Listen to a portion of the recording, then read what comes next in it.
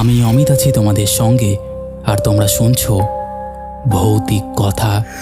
কিছু অনুভূতি এমন যা তোমাদেরও হতে পারে। ঘটনা স্ক্রিপ্টিংয়ে রয়েছে নেহা।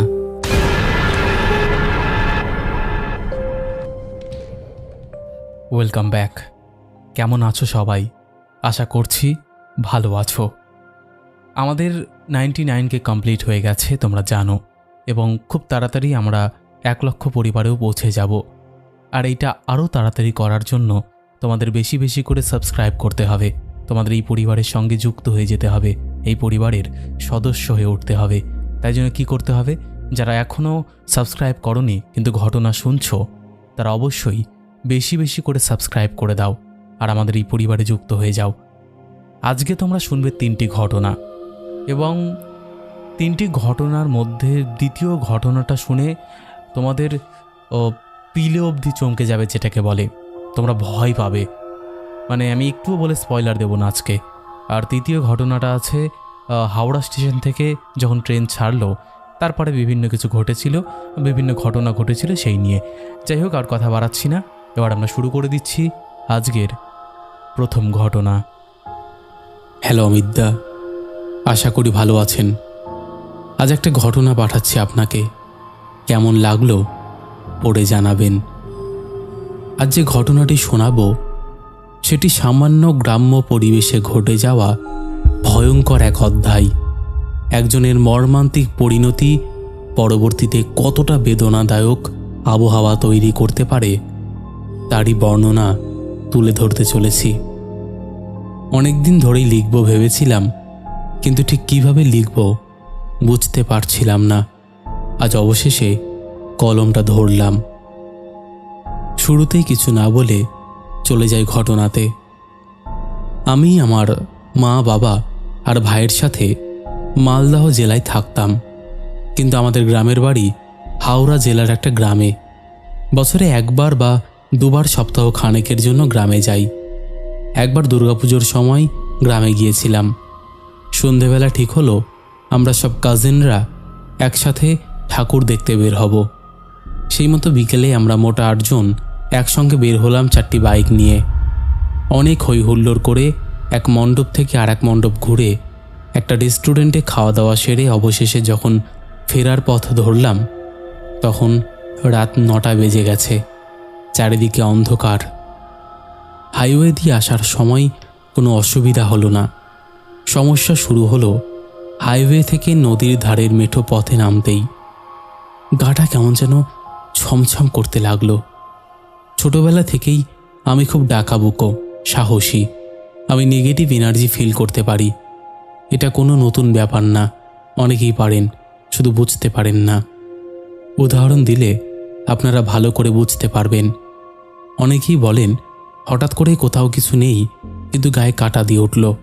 আবার অনেকেরই গা ভারী ভারী লাগে, অনেকের নিঃশ্বাস নিতে কষ্ট হয়, অনেকের মনে হয় কেউ তাকে আড়াল থেকে দেখছে। এইসব যদি হঠাৎ করে আপনার সাথে হয়, আপনার অবচেতন মন হয়তো কোনো নেগেটিভ এনার্জির উপস্থিতি জানান দিচ্ছে। সেদিন আমার মনে হতে লাগলো সামনে কোনো বিপদ আসতে চলেছে। আমাদের বাড়ি যেতে নদীর ধার থেকে সোজা গিয়ে খালের উপরের একটা সাঁকো পেরিয়ে বড় একটা মাঠ পেরোতে হয়। আমরা যখন সাঁকো পার হচ্ছি, সমানে মনে হতে লাগলো কেউ পেছনে আমাদের ডাকছে।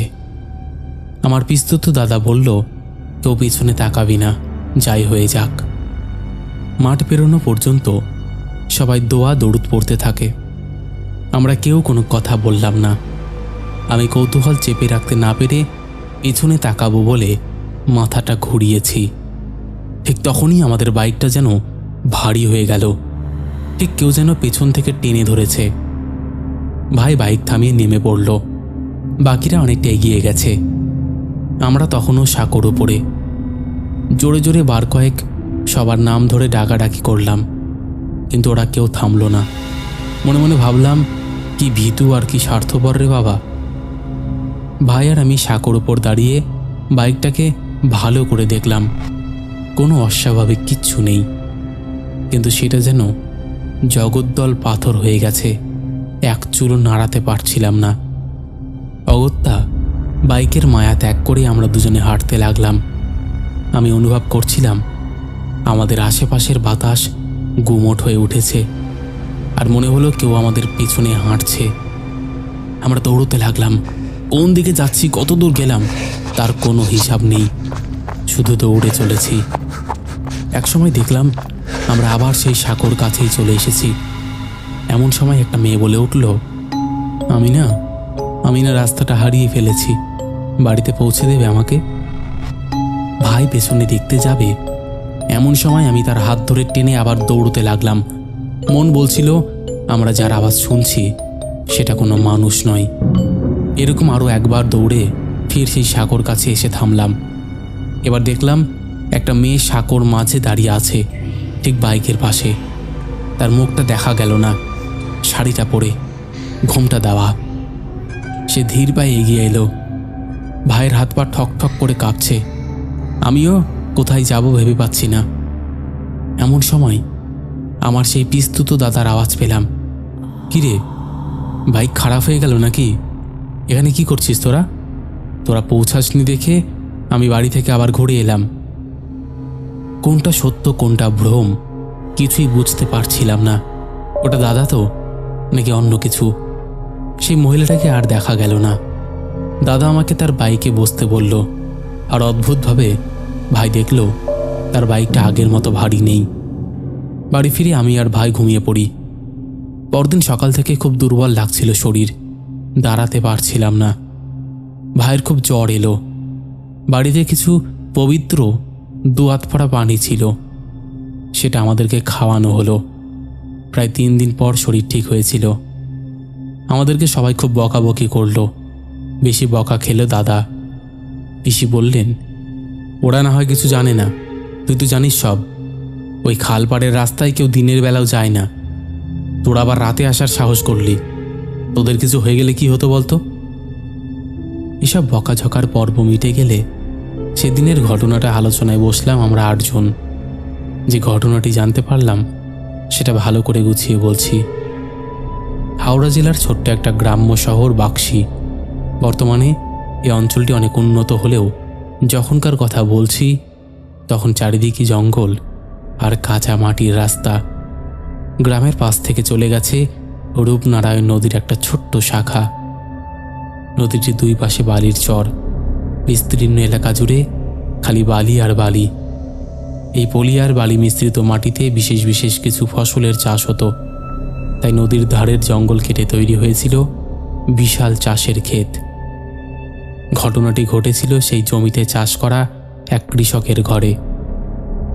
সুজন রোজ ভোরবেলা কাস্তে কোদাল হাতে নিয়ে ভোরবেলা বেরিয়ে যেত কাজে।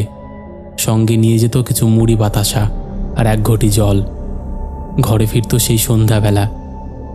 সুজনের বউ রমা দুপুরের খাবার নিয়ে মাঠে যেত। একটা গাছের তলায় দুজনে একসঙ্গে খেয়ে তারপর সেই খালি পাত্র নিয়ে বাড়ি ফিরে যেত বিকেলের দিকে। মাঝে মাঝে 4 বছরের বাচ্চা মেয়েটাও সঙ্গে যেত। এইরকমই এক দুপুরবেলা সুজন রমার জন্য অপেক্ষা করছিল। একবার করে দূরে আলের দিকে তাকাচ্ছিল, তারপর আবার কাজে লেগে যাচ্ছিল। মাথাটা গরম হয়ে গেল তার। এক তো সকাল থেকে সামান্য মুড়ি ছাড়া আর কিছু কপালে জোটেনি, তার উপর আবার কনকনে রোদ। খিদে আর গরমে মাথাটা কাজ করছিল না। এদিকে দুপুর গড়িয়ে বিকেল হয়ে গেল, রমা এলো না। এবার সুজনের রাগ চিন্তায় পরিণত হলো। রমা তো কোনোদিন এরকম করে না, নিজে না আসতে পারলেও অন্য কারোর হাতে খাবার পাঠিয়ে দেয়। এমন সময় একজন চাষি এসে খবর দিল সুজনের বাচ্চা মেয়েটা নাকি রাস্তায় অজ্ঞান হয়ে পড়ে আছে। সঙ্গে সঙ্গে সুজন সহ অনেকেই ছুটল সেই দিকে। ছোট মেয়েটা নদীর ধারের একটা জমিতে পড়ে আছে, তার আশেপাশে ছড়িয়ে আছে ভাত তরকারি। বাড়িতে নিয়ে এসে চোখে মুখে জল দিতে তার জ্ঞানটা ফিরল। তার চোখে মুখে ভয়ের ছাপ স্পষ্ট, মুখ থেকে কোনো কথা বেরোচ্ছে না। সে নাকি তার মায়ের সাথে খাবার নিয়ে বেরিয়েছিল বাড়ি থেকে। মেয়েটাকে পাওয়া গেল, রমার কোনো হদিশ পাওয়া যায়নি তখনও।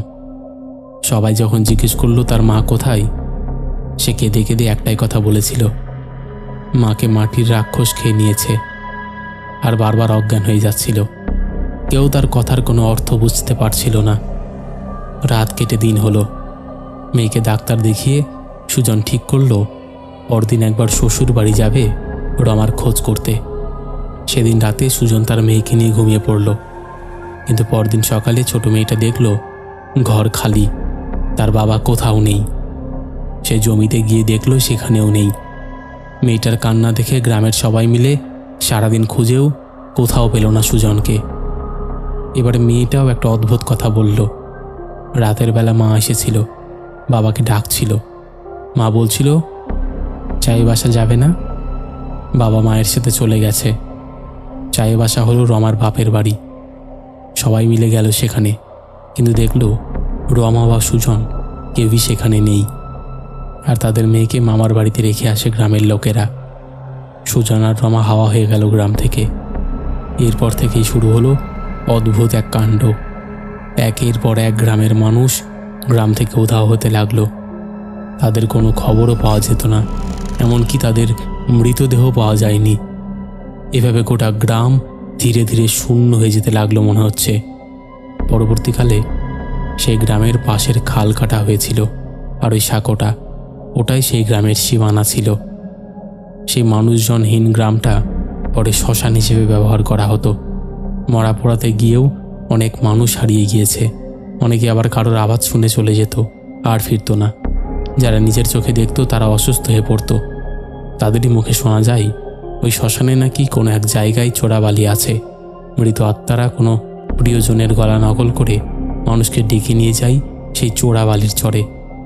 সেদিন আমি আর ভাই যখন ওদেরকে সাহায্যের জন্য ডাকছিলাম, ওরা ভেবেছিল কোনো আত্মা হয়তো নিশি ডাকছে, তাই ওরা পেছনে তাকায়নি। আমরাও সেদিন হয়তো সেই রকমই কোনো অতৃপ্ত আত্মার কবলে পড়েছিলাম।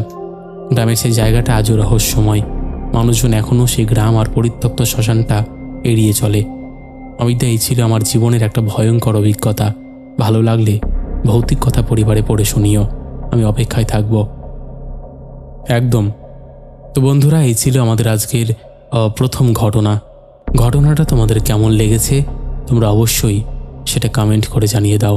তোমাদের মধ্যে এখনও যারা এই পরিবারে যুক্ত হওনি তারা যুক্ত হয়ে যাও। যারা ভাবছো ঘটনা শেয়ার করবো কিনা তাদের বলবো একদম দেরি না করে ঘটনা শেয়ার করে দাও। আমাদের এখানে ঘটনা পাঠানো একদম ইজি। আমাদের হোয়াটসঅ্যাপ নাম্বার থেকে শুরু করে সমস্ত সোশ্যাল মিডিয়ার লিঙ্ক তোমরা ডেসক্রিপশন সেকশনে পেয়ে যাবে। তো আর দেরি কিসের, তোমরা কন্ট্যাক্ট করে নাও। চলো এবার আমরা শুরু করে দেই পরের ঘটনা। হ্যালো অমিতদা, আশা করি আপনি ভালো আছেন। নিহাদি আর ভৌতিক কথা পরিবারের বাকি সদস্যদের আমার অনেক অনেক ভালোবাসা আর শুভকামনা। ভৌতিক কথা দীর্ঘজীবী হোক। আজ আমার শোনা একটা ঘটনা তোমাকে পাঠালাম। ঘটনাটা বলতে পারো গভীর রাতের এক বিভীষিকাকে নিয়ে। রাতের কালো আকাশের নিচে লুকিয়ে থাকা অনেক অজানা ঘটনা থাকে। কোনো কোনো রাত এমন সব বিভীষিকাময় ঘটনার সাক্ষী হয়ে থাকে, দিনের আলোয় তার কোনো চিহ্ন খুঁজে পাওয়া কঠিন। যেন ঘাসের ডগায় শিশিরের এক কণার মতন সেগুলো হারিয়ে যায় সূর্যের কিরণে। কিন্তু কিছু কিছু সময় ভুল জায়গায় ভুল সময়ে উপস্থিত হওয়া কিছু মানুষ সেরকম কোনো এক বিভীষিকার সম্মুখে পড়ে যায়। সৌভাগ্য আর দুর্ভাগ্য যাই হোক না কেন, তাদের সেই অভিজ্ঞতা সারা জীবনেও ভোলার নয়। সেই রকমই একজন হতভাগ্যের জীবনে ঘটে যাওয়া একটা বিভীষিকাময় রাত আপনাদের সামনে তুলে ধরতে চলেছি। আশা করি সবার ভালো লাগবে। ঘটনাটি আমি শুনেছি আমার একজন সাইকিয়াট্রিস্ট ফ্রেন্ডের কাছে। তার কাছে প্রতিদিন নানান ধরনের রোগী যায়। বিচিত্র তাদের রোগ, বিচিত্র তাদের কাহিনী। কিন্তু একবার এমন এক রোগী তার কাছে এসেছিলেন কাউন্সিলিংয়ের জন্য, যার মধ্যে মানসিক সমস্যা তেমন কিছু ছিল না, শুধুমাত্র একটা রাতকে ভুলতে চেয়েছিলেন তিনি। তার সামনে ঘটে এমন কিছু হাড় হিম করা সত্যি ভৌতিক ঘটনা যা তার যুক্তিবাদী মনকে নাড়িয়ে দিয়েছিল। সে ঘটনা চাইলেই অস্বীকার করা যায়, কিন্তু মানুষটির কথা শুনে মনে হচ্ছিল না যে তিনি মিথ্যা বলছেন বা বানিয়ে বলছেন। ঘটনাটি তার ভাষাতেই বলার চেষ্টা করলাম। আমি হাওড়া জেলার খাজুটটি নামক একটা গ্রামে থাকি। হিমালয় কোম্পানিতে সেলস অফিসার হিসেবে কাজ করছি প্রায় 2 বছর ধরে। বিভিন্ন সময় কাজের সূত্রে আমাকে নানান জায়গায় যেতে হতো। যত দূরেই যাই না কেন, রাত 2-3টে বেজে গেলেও আমি বাড়ি ফিরে আসি। বাড়ির বাইরে রাতে থাকতে মন সায় দেয় না, আর আমার এই অভ্যেসের জন্যই আমাকে নানান বিপদে পড়তে হয়। একবার কর্মসূত্রে আমাকে গোসাবা যেতে হয়েছিল। বাড়ি থেকে প্রায় 5-6 ঘন্টা সময় লেগে যায়। সেই দিন আবার কাজ শেষ হতে সন্ধ্যা 8টা হয়ে গেল। ক্যানিং থেকে ট্রেনে করে শিয়ালদহ, সেখান থেকে ট্যাক্সি করে হাওড়া স্টেশন, আবার সেখান থেকে ট্রেনে করে বাগনান স্টেশনে নেমে আরও কিছুটা যাওয়ার পর আমাদের গ্রাম। সেদিন বাগনান স্টেশনে নেমে দেখি রাত 12টা 15 বাজে। চারিদিকে শুনশান, স্টেশনের বাইরে একটা লোকও নেই। দিনের বেলা অনেক ছোট ছোট গাড়ি খাজুটোটি অভিমুখে যায়, কিন্তু রাতের ব্যাপারটা অন্যরকম। অন্যান্য দিন অফিসের গাড়ি ছেড়ে দিয়ে যায়, কিন্তু সেদিন অফিসের গাড়ি অন্য কাজে গিয়েছিল। কোনো উপায় না দেখে আমি হাঁটতে শুরু করলাম। হেঁটে মোটামুটি 1 ঘন্টার মধ্যে বাড়ি পৌঁছে যাওয়ার কথা। রাতের বেলা চেনা রাস্তায় যে কতটা ভয়ঙ্কর লাগে সেটা না দেখলে বুঝতাম না। আমি ভয় কাটাতে গুনগুন করে গান গেয়ে চলেছি। বেশ কিছুটা রাস্তা চলে যাওয়ার পর একটা লোক পেছন থেকে আমাকে ডাকলো। প্রথমে ভেবেছিলাম মনের ভুল, তারপর সেই আওয়াজ বেশ কয়েকবার কানে এলো। কে যেন বলছে, মশাই শুনছেন, আমাকে একটু সাহায্য করুন না, একটু সাহায্য। আমার গাটা ছমছম করে উঠল। বারবার মনে হচ্ছিল পেছনে তাকানো ঠিক হবে না, তবু অজানা এক কৌতূহল, একটা টান উপেক্ষা করতে না পেরে পেছনে তাকালাম। একটা লোক আপাদমস্তক শাল মুড়ি দিয়ে বসে আছে রাস্তার ঠিক পাশে। সময়টা শীতকাল নয়, হেমন্তের শেষ হালকা উত্তরে হাওয়া, তেমন ঠান্ডা নেই। তাই লোকটিকে দেখে বিস্মিত হলাম। বললাম, কিছু বলবেন, ডাকছিলেন আমায়? লোকটি বলল, একটা জিনিস হারিয়ে গেছে আমার, একটু খুঁজে দেবেন? আমি বললাম, বাড়ি ফেরার তাড়া আছে একটু, এখনই খুঁজতে হবে, খুব দরকারি জিনিস। সে বলল, ভীষণ দরকারি, একটু খুঁজে দিন না। বেশ, বলুন তাহলে কি জিনিস, দেখি পাওয়া যায় কি না। লোকটি ধীরে ধীরে উঠে দাঁড়ালো। মাথাটা নিচু মনে করেছিলাম, কারণ পুরোটাই শালের ঘোমটায় ঢাকা। এরপর আমার কাছে এসে আস্তে আস্তে ঘোমটাটা তুলল লোকটা। কি ভয়ঙ্কর সেই দৃশ্য! স্ট্রিট লাইটের হলুদ আলোয় দেখলাম লোকটার মাথা বলে কিছুই নেই, গলার ওপরে ফাঁকা। তবুও সে দাঁড়িয়ে আছে আর কথা বলছে। ভাবলাম আমার মনের ভুল, চোখ বন্ধ করে ফেললাম। এবার কয়েক ফোঁটা চটচটে একটা তরল আমার গায়ে এসে পড়ল। লোকটা বলছে, এটা নেই আমার, মাথাটা খুঁজে দিন না, অনেক দিন ধরে খুঁজে পাচ্ছি না। বিকট একটা অট্টহাসি শোনা গেল। আমি চোখ খুলে দেখলাম গলা দিয়ে ফিনকি দিয়ে রক্ত বেরোচ্ছে তার। প্রতিটা কথা আর হাসির সাথে দমকা দমকা রক্ত বেরিয়ে আসছে, আর ফোয়ারার মতন সেটা ছড়িয়ে পড়ছে। সেই রক্ত আমার গায়ে এসে পড়েছে। আমি ভয়ে দৌড়তে লাগলাম। কোথায় যাচ্ছি, কোন দিকে হাঁটছি বুঝতে পারছিলাম না, শুধু ছুটে চলেছি। পেছনে একটা ভারী পায়ের আওয়াজ শোনা যাচ্ছিল। এইভাবে দৌড়তে দৌড়তে হঠাৎ দেখলাম আমার উল্টো দিক থেকে একটা বাস আসছে। আমি প্রাণ বাঁচানোর তাগিদে রাস্তার মাঝখানে দাঁড়িয়ে জোরে জোরে হাত নাড়াতে লাগলাম। আমার থেকে 2-3 হাত দূরে বাসটা এসে থামলো। সময় নষ্ট না করে আমি বাসে উঠে পড়লাম। বাস দেখা থেকে শুরু করে বাসে ওঠা প্রায় 10 সেকেন্ডে ঘটে গেল। আমি হাঁপাতে হাঁপাতে একটা সিটে বসে চোখটা বন্ধ করে ফেললাম। কোথায় যাচ্ছি, কোন দিকে যাচ্ছি আমি কিছুই ভাবিনি তখন। আমার পাশে বসে থাকা ভদ্রলোক হঠাৎ করে বলে উঠলেন, জল খাবেন? একটা জলের বোতল এগিয়ে দিলেন। আমিও কোনো চিন্তা ভাবনা না করে ঢকঢক করে বোতলটা খালি করে দিলাম। হাসি মুখে বোতলটা ওনাকে ফেরত দিতে গিয়ে দেখলাম, হায় ভগবান, এ কি দেখছি, আমার পাশে বসা ভদ্রলোকেও ওনার মাথা নেই। আমি চিৎকার করে সিট থেকে ছিটকে পড়ে একপাশে দাঁড়ালাম। কি অদ্ভুত দৃশ্য! কোথায় বাস, কোথায় কিছু, আমি তো একটা রাস্তার মধ্যে দাঁড়িয়ে আছি। আমি সঙ্গে সঙ্গে জ্ঞান হারালাম। জ্ঞান ফিরতেই দেখলাম আমি স্থানীয় স্বাস্থ্যকেন্দ্রের একটা বেডে শুয়ে আছি। গায়ে হাত পায়ে ভীষণ ব্যথা, হাতে পায়ে ব্যান্ডেজ করা। জানতে পারলাম কয়েকজন স্থানীয় লোক ভোরবেলা মাছ নিয়ে বাজারে বিক্রি করতে যাওয়ার সময় আমাকে রাস্তায় অজ্ঞান অবস্থায় পড়ে থাকতে দেখে। আমার জামা কাপড় নাকি রক্তে ভেসে যাচ্ছিল। তবুও তারা সাহস করে তুলে এনে আমাকে স্বাস্থ্যকেন্দ্রে দিয়ে যায়। সবাই জানতে চাইছিল আমার সঙ্গে কি হয়েছে, কিন্তু কিছু বলার মতন অবস্থায় আমি তখন ছিলাম না। শুধু বললাম, রাতে বাগনান স্টেশন থেকে হেঁটে বাড়ি ফিরছিলাম, ক্লান্তি আর ঘুমে মাথা ঘুরে পড়ে যায়। কিন্তু ডাক্তার বললেন, সামান্য পড়ে গেলে হাত পা এভাবে ভাঙার কথা নয়। আমার শরীরে অনেক আঘাতের চিহ্ন দেখে ওনারা ভেবেছিলেন কেউ বা কারা হয়তো আমাকে মারধর করে ফেলে দিয়ে গেছে। আমি অনেক চেষ্টা করার পর অবশেষে ওনাদের বোঝাতে পারলাম আমি যা বলছি তার বেশি কিছু আমার মনে নেই। ওনারাও পুলিশের ঝামেলা এড়াতে আর বেশি কথা বাড়ালেন না। পরে জানতে পারি আমি নাকি কুলগাছিয়ার কাছাকাছি কোনো একটা জায়গায় পড়েছিলাম, যেটা বাগনান স্টেশন থেকে আমার বাড়ি যেদিকে তার একেবারে উল্টো রুটে পড়ে। আমি সেখানে কিভাবে গিয়েছিলাম জানি না। রাতে হাঁটতে হাঁটতে আমার সঙ্গে যা যা হয়েছিল সেগুলো সত্যিই কি ঘটেছিল ভেবেই আমার গাটা শিউরে উঠল। এরপর আমাকে ওনারা আমার বাড়িতে খবর দেন। সেখান থেকে বাগনানের এক নার্সিংহোমে আমাকে শিফট করা হয়। প্রায় 2 সপ্তাহ পর আমি বাড়ি ফিরে যাই।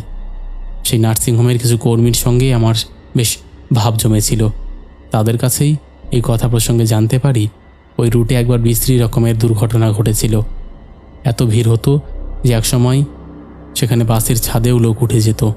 একবার রাস্তার 2 প্রান্তের গাছে, মানে একদিকের গাছের ডাল থেকে রাস্তার অপর প্রান্তের একটা গাছের ডাল পর্যন্ত কেউ একটা সরু ঘুড়ির দড়ি বেঁধে রেখেছিল, হয়তো খেলার ছলেই।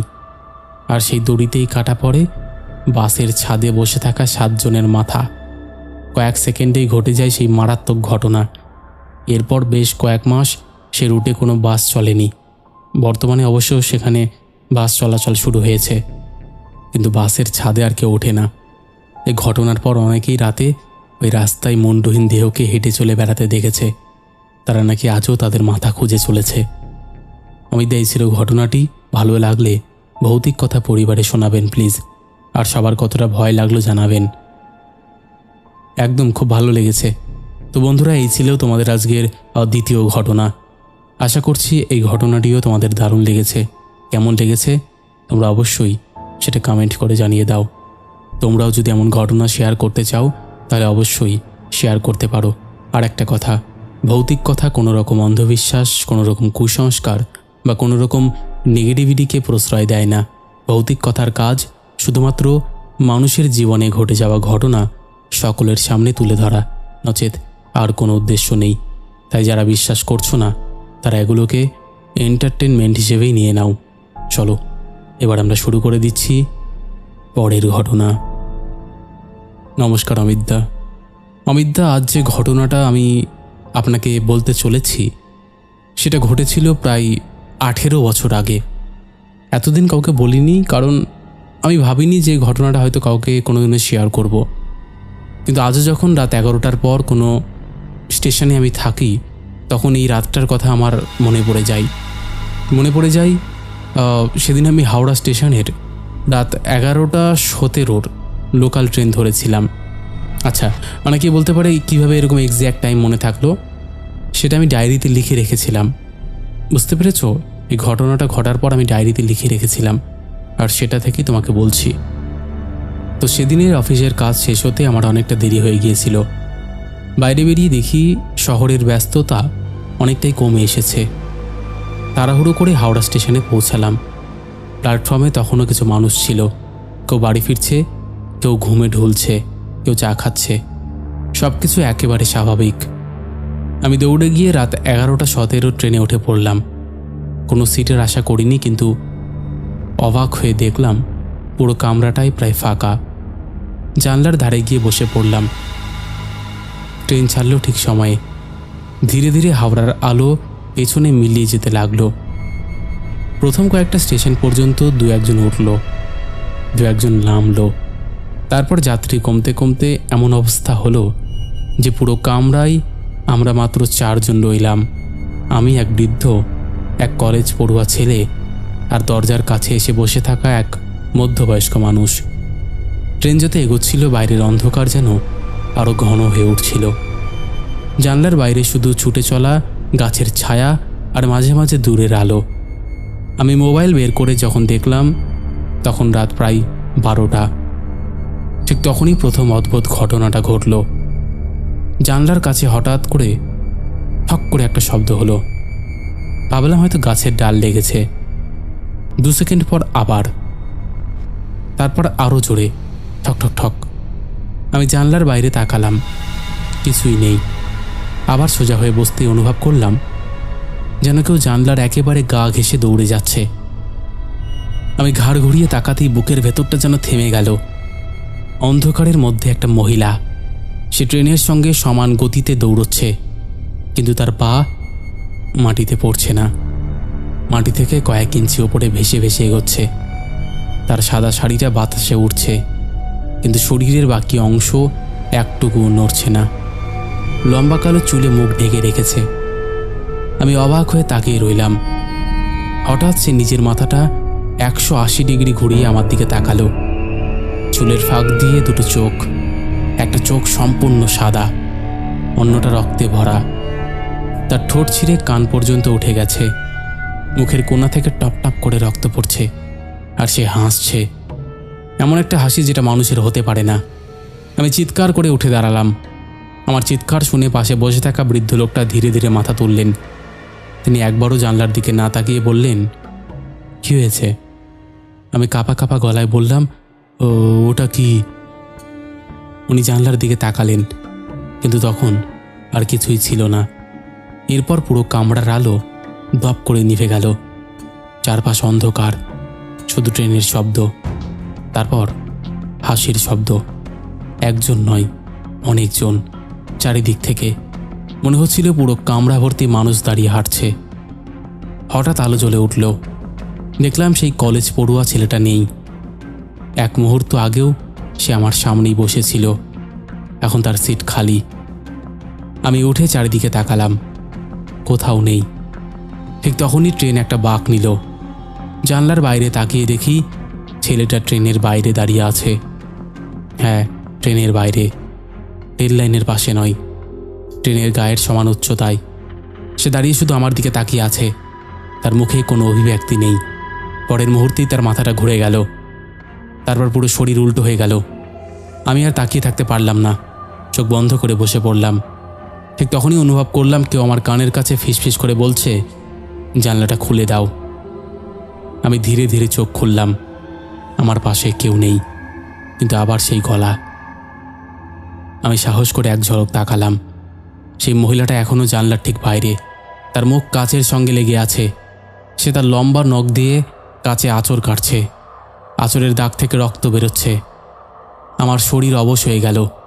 আমি উঠে অন্যদিকে যেতে চাইছি, কিন্তু পা নড়ছে না। আমি কিছু বলার আগেই ট্রেনের গতিটা কমতে শুরু করলো। বাইরে কোনো স্টেশন দেখা যাচ্ছে না, কোনো আলো নেই, শুধু অন্ধকার। তবু ট্রেন থেমে গেল সম্পূর্ণ নির্জন জায়গায়। দরজার বাইরে কেউ নেই, কিন্তু কেউ যেন দরজায় ধাক্কা দিচ্ছে। আমি আতঙ্কে সিটের উপর উঠে দাঁড়ালাম। ঠিক তখনই ট্রেনটা আবার চলতে শুরু করলো। সব কিছু যেন এক মুহূর্তে থেমে গেল। আমি স্বস্তির নিঃশ্বাস ফেলতেই বৃদ্ধ লোকটা বললেন, "কি হয়েছে? তুই এরকম করছো কেন?" ঠিক সেই সময় আমি ঠিক ওই বাথরুমের কাছে দেখলাম একটা মহিলা দাঁড়িয়ে আছে। তার মাথাটা নিচু, চুল লম্বা মেঝেতে ছুঁয়ে আছে, আর ধীরে ধীরে সে মাথাটা তুলছে। চোখের জায়গা থেকে টপ টপ করে রক্ত পড়ছে। তারপর সে এক ঝটকায় সিট থেকে উঠে 4 হাত পায়ে ভর দিয়ে মাকড়সার মতো ছুটে আসতে লাগলো আমার দিকে। আমি চিৎকার করে দরজার দিকে দৌড় দিলাম। দরজা খুলে লাফ দেব, ঠিক সেই মুহূর্তে বৃদ্ধ লোকটা আমাকে জোরে টেনে ধরলেন। আমি জ্ঞান হারিয়ে ফেললাম। চোখ খুলেছিলাম ভোরে। ট্রেন তখন স্টেশনে দাঁড়িয়ে, চারিদিকে লোকজন, রোদ উঠেছে। রেল পুলিশ একজন আমাকে জিজ্ঞেস করলেন, "আপনি ঠিক আছেন?" সারা রাত তো অজ্ঞান হয়েছিলেন। আমি চারিদিকে তাকিয়ে সেই বৃদ্ধ লোকটাকে খুঁজলাম, কিন্তু কেউ ছিল না। আমি আর কিছু বলিনি। বাড়ি ফিরে জামা বদলানোর সময় হঠাৎ দেখলাম শার্টের পেছনে 5টা নখের আঁচড়, যেন কেউ রক্ত মাখা নখ দিয়ে টেনে দিয়েছে। এই ছিল ঘটনা। আমি জানি না এই ঘটনাটা শুনে লোকের কেমন লাগবে বা কে কতটা ভয় পাবে, কিন্তু এই ঘটনাটা আমাকে ভেতর থেকে পুরোপুরি নাড়িয়ে দিয়েছিল। তো তোমাদের কেমন লেগেছে অবশ্যই জানিও, ভালো লাগলে পড়ে শুনিও। একদম। তো বন্ধুরা, এই ছিল আমাদের আজকের জমজমাট একটি এপিসোড। আশা করছি তোমাদের ভালো লেগেছে। কেমন লেগেছে তোমরা অবশ্যই সেটা কমেন্ট করে জানিয়ে দিও। চলো এবার আমরা শুরু করে দিই শাউট আউট পর্ব। শেষের এপিসোডে ফার্স্ট কমেন্ট করেছে পেইন, সেকেন্ড কমেন্ট করেছে জিৎ, থার্ড কমেন্ট করেছে লাক্স T91। তিনজনেই লাভ লাভ রিয়াক্ট দিয়েছে। তারপরে কমেন্ট করেছে মঙ্গল মাঝি, ভাস্বর জারিয়াত, জয় ইসলাম, রকি ভাই, অঞ্জলি মণ্ডল, জয় দাস, মৌসুমি ব্লগস, রোহিত হাসদা, টোটন হাজরা, লক্ষ্মণ সর্দার, শুভজিৎ মালাকার। তারপরে আরও কমেন্ট করেছে মামন মণ্ডল, মৃন্ময় দত্ত লিখেছে ভয় পেতে ভালোবাসে যারা, ভৌতিক কথা শোনে তারা, ভয় আর ভূত, বন্ধন অটুট, হাও মাও খাও, গল্প পাঠিয়ে দাও। দারুণ লিখেছে মৃন্ময়। তারপরে কমেন্ট করেছে রিকা, লিখেছে আমার নাম কোনোদিনও নাওনি। এরকম তো হতে পারে না, আমি আগেও নিয়েছি, আমার মনে আছে। তারপরে কমেন্ট করেছে কিষান ঘোষ, লিখেছে আমি নতুন ভিডিওর অপেক্ষাই করছিলাম, থ্যাংক ইউ। তারপরে কমেন্ট করেছে সুরজিৎ সান্ত্রা, সমীর সরকার, লিখেছে অমিতদা আজ 12টা 10 বাজে যে ঘটনাটা শুনছি, 2-1 মিনিট সময় নিয়ে কমেন্টগুলো পড়বে, তাহলে সবার ভালো লাগবে, ধন্যবাদ, চেষ্টা করি সব সময় ভাই। তারপরে কমেন্ট করেছে ওজে রক, অর্ণব বেরা, শ্রাবণ সিঙ্গার, লিখেছে হ্যালো দাদা, আমি আবারও চলে এসেছি তোমার কণ্ঠে ভৌতিক ঘটনা শোনার জন্য। আমি প্রতিদিন তোমার ঘটনাগুলো শুনি, তবে বিভিন্ন কাজের ব্যস্ততার কারণে একটু দেরি হয়ে গেল, নো প্রবলেম। তারপরে কমেন্ট করেছে সুদীপ্ত ব্যানার্জি, অনিল প্রামাণিক, কিষান ঘোষ, SK আরাফুল হোসেন, তন্ময়, অঞ্জলি মণ্ডল, রিমঝিম আচার্যি, লিখেছে শ্যামনগর থেকে শুনছি। আচ্ছা। তারপরে কমেন্ট করেছে পম্পা মহন্ত, লিখেছে ঠিক সময় ঘটনা চলে এসেছে, গত 2 দিন ঘটনা শুনিনি, আমার ভাইপোর পৈতে ছিল, একটু ব্যস্ত ছিলাম, নো প্রবলেম। তারপরে কমেন্ট করেছে শিহাব শাফির উদ্দিন, সৌভিক মণ্ডল, অসীম দাস, অমিতা ঠাকুর, লিখেছে অমিত তুমি কেমন আছো, ঘটনাগুলো খুব ভালো হবে, লাইক কমেন্ট করে দিলাম, থ্যাংক ইউ দিদি। তারপরে কমেন্ট করেছে রাহুল হালদার, লিখেছে দাদা হাওড়া থেকে বলছি, হাওড়া নবান্ন, রাহুল হালদার, হ্যালো রাহুল। তারপরে কমেন্ট করেছে এমডি মুয়াজ বুনিয়া, সিনার সুবীর, কবিতা সরকার, গীতা গোস্বামী, ইউডে দাস, জবা দেবী, তন্ময়, শান্তর দুনিয়া, লিখেছে হাই অমিত ভাই, আমি মধ্যমগ্রাম থেকে শুনছি, তোমার ঘটনা আমার খুব ভালো লাগে, তাই কমেন্ট করতে চলে এলাম তোমার মুখে ভয়ঙ্কর ঘটনা শোনার জন্য, থ্যাংক ইউ। তারপরে কমেন্ট করেছে আদিবা মিম, বৈষ্ণবী দেবী দাসী, লিখেছে হাইওয়ের ঘটনা বরাবরই রোমাঞ্চকর হয়, আরও এই ধরনের ঘটনা শুনতে চাই, একদম। শাশ্বতী সান্যাল, লিখেছে আজ আমি তাড়াতাড়ি এসেছি গল্প শুনবো বলে, আমি কেন জানি না নোটিফিকেশান দেয় না, আমি খুঁজে খুঁজে গল্প শুনি, একবার চ্যানেলটাকে না আনসাবস্ক্রাইব করে সাবস্ক্রাইব করে বেল আইকনটা অল করে দিও, তাহলে ঠিক হয়ে যাবে। তারপরে কমেন্ট করেছে সুশান্ত সাহা, অয়ন দাস, শান্তনু ভট্টাচার্য, লিখেছে দাদা কবে আসবে লাইভে, আমার নামটা নিও, তোমরা তাড়াতাড়ি 1 লক্ষ কমপ্লিট করে দাও, চলে আসবো। এরকম অসংখ্য প্রিয় মানুষেরা আমাদের শেষের এপিসোডে কমেন্ট করেছে, যাদের কমেন্ট আমি আর চাইলেও পড়তে পারছি না। তো আজকের মতন এখানেই শেষ করছি, আবার দেখা হবে নতুন কোনো ঘটনা নিয়ে।